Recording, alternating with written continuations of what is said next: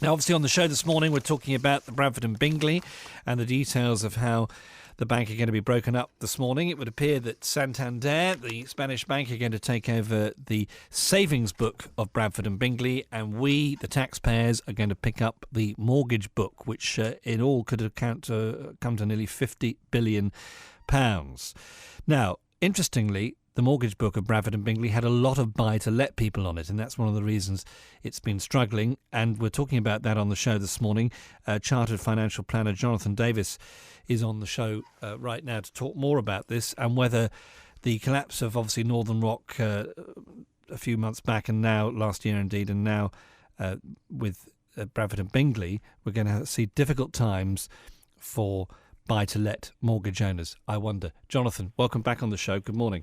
Good morning, Julian. Thank you very much. Yeah, so is this going to be a tricky period now for buy-to-let people because they're going to have difficulty getting good rates?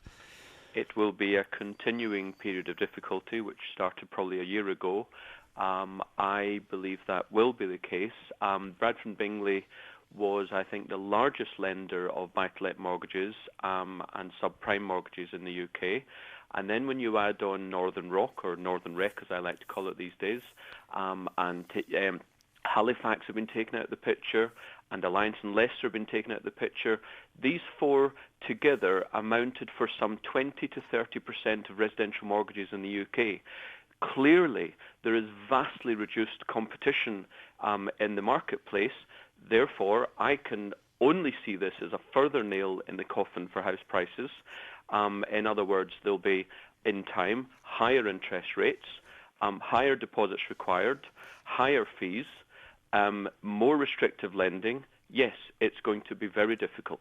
Do you draw a distinction, Jonathan, between subprime bad mortgages where people have been lent money that actually they could never really pay back in any realistic fashion, and buy-to-let people who, in all good faith, moved into buy-to-let, were providing properties for the rental market, albeit some might say not altruistically, but that's the way it goes. That's what business is all about. And in a way, it's not their fault that property prices are going down. Do you see what I mean? I do, and no, I don't see any distinction at all, because subprime is just a technical term. They talk about the subprime mortgages in the US, but in fact we have, on a per capita basis, a bigger subprime problem in the UK. Subprime is just basically mortgages that are unlikely to be paid back. They're dodgy mortgages, and buy-to-let hasn't had a sound business case since, I would suggest, 2005, and yet half of all buy-to-lets have been taken out since 2005. You talk about it as an investment, as a business. No serious businessman has gone into buy-to-let in the last few years. Let me tell you, I read about Sarah Beanie, who's got a big property show, has for years, and we know her as a property expert. She was in the paper, I think it was a Telegraph a couple of weeks ago, and her buy-to-let company hasn't bought such a property for, indeed, nearly 4 years. That, to me, says it all. Yeah. No, the buy-to-let sector is dead.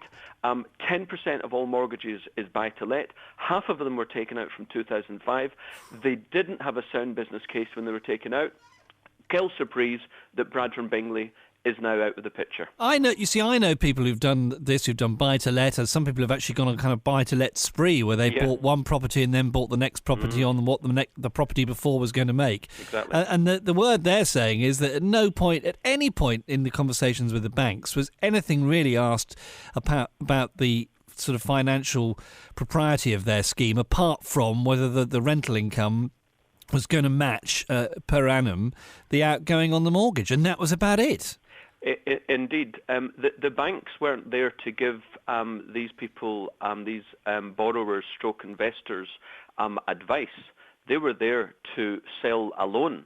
The investors went in eyes wide open, believing, irrationally in my view, that you couldn't fail with property.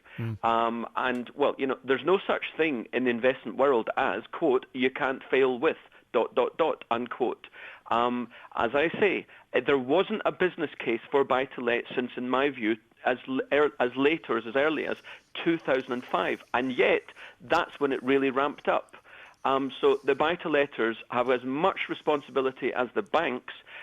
Irresponsible lending, irresponsible borrowing. Okay, interesting. Jonathan, thank you very much for coming on the show. Good talking point for us as well. So we'll talk again, I'm sure. Jonathan is a chartered financial planner at Armstrong Davis, joining us live on BBC Radio Solent. So are you a buy-to-let person? You've just heard Jonathan saying basically it's your fault just as much as the banks that we're in this pickle at the moment. What do you think about that? Give me a call, 0845 30 39 61. When you went to get a buy-to-let mortgage, were the bank helpful, over-helpful, falling over themselves? Did you consider, especially if you've gone into it since 2005, and Jonathan's just said that in his view, since 2005, buy-to-let's not been a good buy. So here we are. That's 3 years ago. Have you done it since then? Do you wish you hadn't? Call me, 0845 30 39 61 is my phone number. If you want to talk about that, either on or off air, you can text 07786 200 961.